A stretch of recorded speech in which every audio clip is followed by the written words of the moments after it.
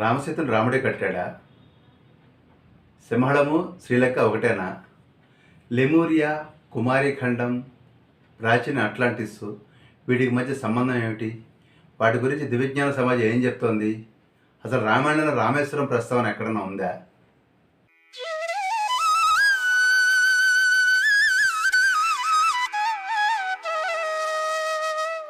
ఓం శ్రీ గణేశ శారద మాతృశ్రీ గురుభ్యం నమః. పురాతన లంకాపట్నం స్వర్ణలంక, 100 యోజనాల విస్తీర్ణం, 7 ప్రాకారాలు, 3 కందకాలు, 4 లక్షల వీధులు. అద్భుతమైనటువంటి అపూర్వ నగరం, విశ్వకర్మ నిర్మితం. బంగారం, మణులతో పదగబడినటువంటి భవనాలు, ద్వారాలు, కుడ్యాలు, అద్భుతమైన అశోకవనం, మనసు చెప్పేదాంతో ప్రయాణం చేసే పుష్పక విమానం. నిజానికి ఇవన్నీ ఎవరో తెలుసా? రావణుని సోదరుడైన కుబేరుడివి. రావణాసురుడు కుబేరుడికి ఒక తండ్రి బిడ్డలు, విశ్రవసు బ్రహ్మ. ఆయన తండ్రి పులస్త్య బ్రహ్మ. అందుకని రావణాసురుడిని పౌలస్త్యుడు అంటారు. పులస్త్య బ్రహ్మ కొడుకు విశ్రవసు బ్రహ్మ. విశ్రవసు బ్రహ్మకి 2 భార్యలు ఉన్నారు. దేవవర్ణిని, ఇంకొకళ్ళు కైకసి. దేవవర్ణుని కుమారుడు కుబేరుడైతే కైకసి కుమారుడు రావణాసురుడు. ఈ రావణాసురుడు అనేక మంది దేవతలు నానాహింసలో పెడుతున్న సందర్భంలో కుబేరుడు ఒక దూతను పంపించి, రావణ, నువ్వు చేస్తున్నది తప్పు అని చెప్తాడు. అప్పుడు రావణుడు వెంటనే ఆ యొక్క దూత యొక్క శిరస్సు ఖండించి కుబేరుడి మీద యుద్ధం ప్రకటిస్తాడు, మంచి చెప్పినందుకు. అందుకని ఈ రోజుల్లో మంచి చెప్పడం అనేది పెద్ద ప్రమాదం అయిపోయింది. సో మంచి చెప్పిన దానికి కోపంతో అతని మీద దాడికి వెళ్ళి కుబేరుడిని ఓడించి తన యొక్క చంద్రహాస ఖడ్గంతో ఆ రావణుడు లంకను తన కైవసం చేసుకుని పుష్పక విమానాన్ని కూడా తన యొక్క స్వాధీనం చేసుకోవడం జరిగింది.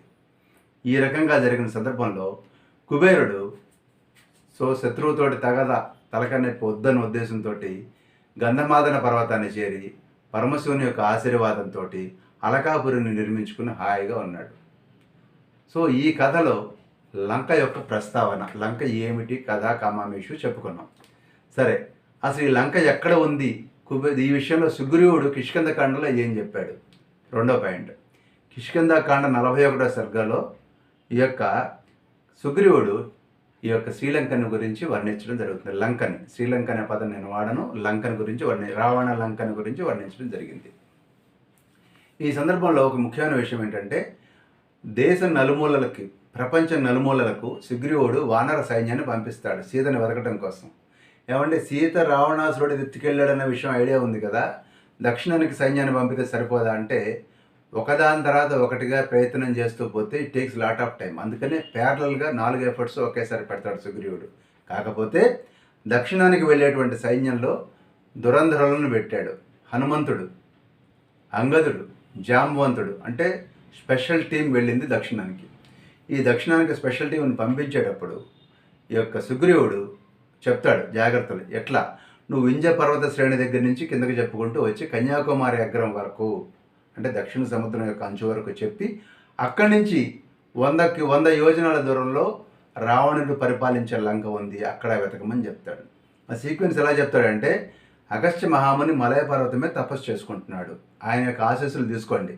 అక్కడి నుంచి తామ్రపర్ణి నదిని దాటండి.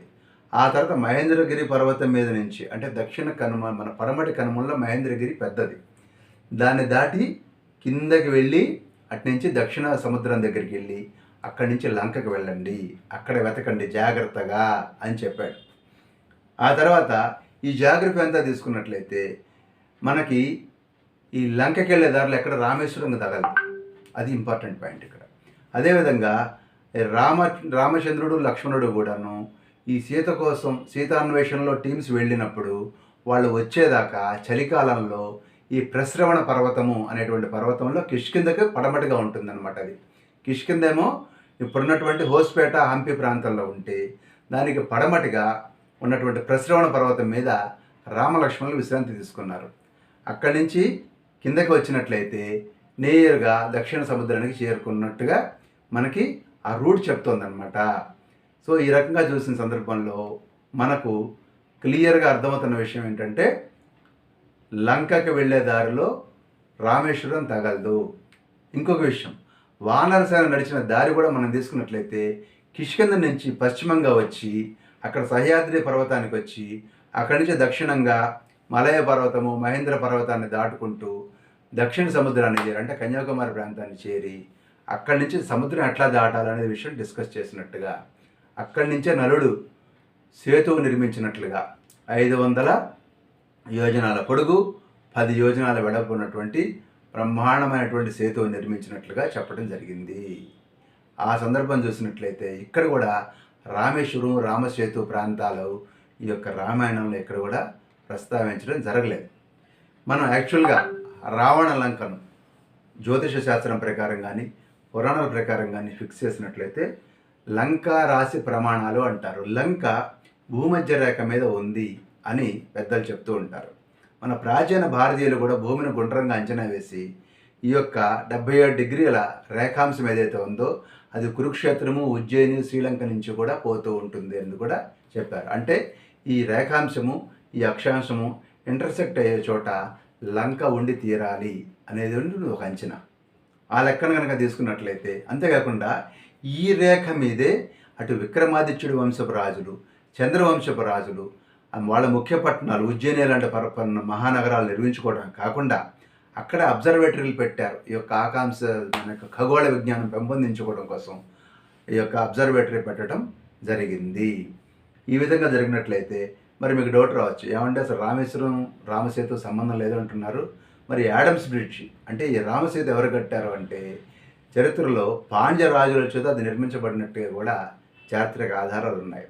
ఈ విధంగా జరిగినప్పుడు ఇంకొక ముఖ్యమైన విషయం, మనకి శ్రీలంక కేవలం 50 కిలోమీటర్ల లోపలే ఉంది.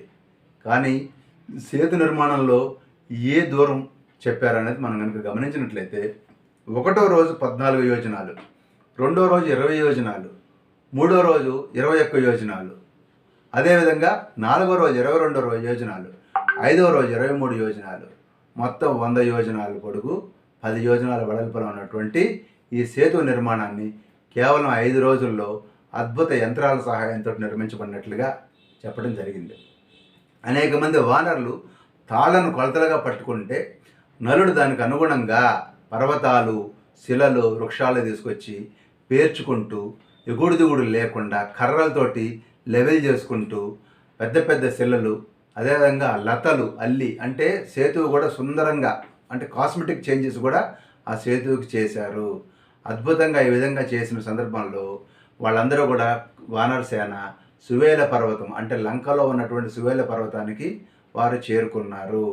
ఇంతటి అద్భుతమైనటువంటి సేతు నిర్మాణంలో రాళ్ళు పర్వతాలే కాకుండా అవిస మద్ది ధవ వెదురు కొడిసపాల తాటి మారేడు దానిమ్మ సప్తపర్ణి కర్ణికారము మామిడి అలాగే అశోక తాళ ఇలాంటి అనేక రకాలైనటువంటి వృక్షాలతోటి లతలతోటి ఈ యొక్క సముద్రాన్ని నింపేసేసి కొన్ని వేళ్లతో ఉన్న మానులు కొన్ని వేళ్ళు లేని మానులు పొగడ చండ్ర వేప ఇలాంటి వాటన్నిటిని చేర్చి మన యొక్క యంత్రాల సహాయంతో అక్కడికి తీసుకొచ్చి అద్భుతమైనటువంటి ఈ యొక్క సేతువుని నిర్మించారని కూడా ఈ యొక్క రామాయణం చెప్తోంది. ఈ యొక్క రామాయణ కాలం లెక్కేసుకున్నట్లయితే ఈనాటికి 23వ మహాయుగంలో రామాయణం జరిగిందని పెద్దలు చెప్తూ ఉంటారు. ఇప్పుడు నడుస్తున్నది అష్టావింశన్ మహాయుగే కలియుగే 28వ మహాయుగం. అంటే మధ్యలో 3 మహాయుగాలు తీసుకున్నా కానీ 43,20,000 సంవత్సరాలను 3తో హెచ్చవేస్తే దాదాపు 1,50,00,000 సంవత్సరాల పైన జరిగినట్లుగా రామాయణం చెప్పాలి. అయితే సరే అసలు రామాయణం ఈ మహాయుగంలోనే జరిగిందండి అని లెక్కేసుకున్నా కానీ 15 లక్షల సంవత్సరాల క్రితం ఈ యొక్క సేతు నిర్మాణం జరిగింది అని కూడా మనం చెప్పుకోవచ్చు. ఈ సందర్భంలో ఇక్కడ కూడా మనం చెప్పాలనుకున్న పాయింట్ ఏంటంటే ఈ సేతు నిర్మాణం 500 యోజనాలు చేసినప్పుడు శ్రీలంక పక్కనే ఉంది. మరి 500 యోజనాలు ఎక్కడికి చుట్టూ తిప్పేశారా? కాదు కదా, అంటే వేరే లొకేషన్ ఉంది అన్నది కూడా ఇక్కడ స్పష్టమవుతోంది. మరొక ముఖ్యమైనటువంటి విషయం, రావణ వధ అనంతరం రాముడు అయోధ్య దిశగా తన యొక్క పశ్చిమ విమానంలో ప్రయాణం వెళ్తూ దారి పొడుగుతో పైనుంచి ఆకాశంలో నుంచి సీతాదేవికి చూసావా సీత, అదిగో అక్కడుంది చూసావా, అదే మహాసాగర్ తీరము, మేము ఇక్కడే రెస్ట్ తీసుకున్నాము, అది అక్కడున్నప్పుడు విభీషణుడు వచ్చాడు, ఇదిగో ఇది చూసావా దాటాము, ఇప్పుడు భారతదేశపు దక్షిణ తీరం అంటే ఈ యొక్క ప్రస్తుతం ఉన్నటువంటి లంకకి ఉత్తర తీరము. అక్కడే సేతుబంధం ప్రారంభించాము. అక్కడే నాకు శివుడు యొక్క యొక్క ఆశీర్వాదం లభించింది. విభీషణుడిని కూడా నేను అక్కడే కలిశాను. ఇంకా ముందుకెళ్తున్నాం మనం ఇప్పుడు విమానంలో. చూసావా, ఆ కనపడుతుంది కిష్కింధ అని చెప్పగానే సీతాదేవి కిష్కింధలో ఒక్క నిమిషం ఆగి వాళ్ళందరినీ ఇన్వైట్ చేద్దామంటే పేరెంటానికి పిలుద్దాము. మన యొక్క మనకి ఇప్పుడు పట్టాభిషేకం జరుగుతుంది కదా, దానికి వీళ్ళందరినీ బొట్లు పెట్టి పిలుస్తానని చెప్పి సీతాదేవి అంటే మళ్ళీ వాళ్ళు ఆ యొక్క పుష్పక విమానం అక్కడ దిగి ఆ కిష్కింధలో ఉన్నటువంటి వానర పత్నులందరికీ కూడా ఇన్వైట్ చేసి మళ్ళీ విమానంతో తిన్నగా మళ్ళీ అయోధ్య చేరుకున్నారు. మళ్ళీ అయోధ్య చేరేటప్పుడే దారి పొడుగుతా కూడా రాముడు ఇదిగో ఇది ఋషభముఖ పర్వతము చూసావా, ఇక్కడ నేను సుగ్రీవుని హనుమంతుని కలిసి ఫ్రెండ్షిప్ చేశాను. అదిగో పంపా సరోవరము, అక్కడే నేను శబరిని కలిశాను. ఇదిగో ఇక్కడ నేను చూసి తలుచుకుని ఏడ్చాను. ఇక్కడే జటాయువు మరణించినటువంటి ప్రదేశం రావణుడితోటి. అదిగో పంచవటి, అదిగో పర్ణశాల, ఇక్కడే ఇదిగో గోదావరి, అదిగో అగస్త్యాశ్రమము, ఇదిగో శరభంగ ముని ఆశ్రమము, అదిగో అక్కడ దేవేంద్రుడిని కలిశాను. ఇక్కడ విరధుడిని చంపాను. అదిగో అది అత్రి ఆశ్రమము, అక్కడే అనసూయదేవి నీకు అద్భుతమైనటువంటి సుగంధ పరిమళాలు పువ్వులు బట్టలు పెట్టింది ఆవిడ. ఇదిగో చిత్రకూట పర్వతము, అదిగో ఇక్కడే మనకి భరతుడు వచ్చి రాజ్యం తీసుకో అన్నయ్య నన్ను రిక్వెస్ట్ చేశాడు. అదిగో అక్కడ చూసావు అదే భరద్వాజ మహర్షి ఆశ్రమము, అక్కడే భరతుడి యొక్క సైన్యానికి భరద్వాజ మహర్షి అద్భుతమైనటువంటి విందిచ్చాడు.